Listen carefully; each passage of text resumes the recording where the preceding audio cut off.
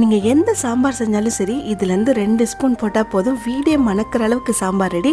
ஒரு சூப்பரான டேஸ்ட்டில் சாம்பார் பொடி எப்படி செய்யுதுன்னு பார்க்கலாம். பேனில் 2 டேபிள் ஸ்பூன் உளுந்து 2 டேபிள் ஸ்பூன் கடலைப்பருப்பு சேர்த்து நல்லா ட்ரையாக வறுத்து எடுத்து வச்சிடலாம். இப்போ அதே பேனில் ஒரு 4 டேபிள் ஸ்பூன் அளவு தனியாக சேர்த்துட்டு நல்லா வறுத்து எடுத்துக்கோங்க. இது கூடவே 1 டேபிள் ஸ்பூன் சீரகம், 1 டேபிள் ஸ்பூன் மிளகு, 1 டீஸ்பூன் வெந்தயம் சேர்த்துட்டு இதையும் நல்லா வறுத்து எடுத்துக்கலாம். கட்டி பெருங்காயம் இருந்தால் அந்த மிளகு சீரகம் கூடவே கொஞ்சமாக சேர்த்து நல்லா வறுத்து எடுத்துக்கோங்க. இப்போ 1 டேபிள் ஸ்பூன் அளவு அரிசி சேர்த்துட்டு அதையும் நல்லா வறுத்து எடுத்துக்கலாம். கொப்பரை தேங்காய் நிறைய கடைகளில் கிடைக்கும். அதுலேருந்து ஒரு 4 டேபிள் ஸ்பூன் அளவு நல்லா துருவிட்டு சேர்த்துட்டு அதையுமே நல்லா வறுத்து எடுத்துக்கணும். ஒரு 20 வரமிளகா நல்லா ட்ரையாக வறுத்து எடுத்துக்கோங்க. எண்ணெய் ஊற்றாமல் வறுக்கணும். குண்டு மிளகாயிலாம் நீங்கள் நீட்ட மிளகாய் கூட சேர்த்துக்கலாம். இப்போ கடைசியாக கொஞ்சம் கருவேப்பிலை சேர்த்துட்டு அதுவும் நல்லா மொறு ஆகிற வரைக்கும் வறுத்துட்டு பிளேட்டில் எடுத்து வச்சிருங்க. ஆறுனது இது எல்லாத்தையும் ஒன்றா ஜாரில் சேர்த்துட்டு இது கூடவே கொஞ்சமாக பெருங்காயம், 1/4 டீஸ்பூன் மஞ்சள் பொடி சேர்த்து நல்லா நைஸாகவே அரைச்சி எடுத்துக்கலாம். நல்லா கமன்னு வாசனையோட சாம்பார் பொடி ரெடி. இது நீங்கள் இட்லி சாம்பார், காய் சாம்பார் எல்லாத்துக்குமே சேர்க்கலாம். சூப்பராக இருக்கும். ட்ரை பண்ணி பாருங்கள்.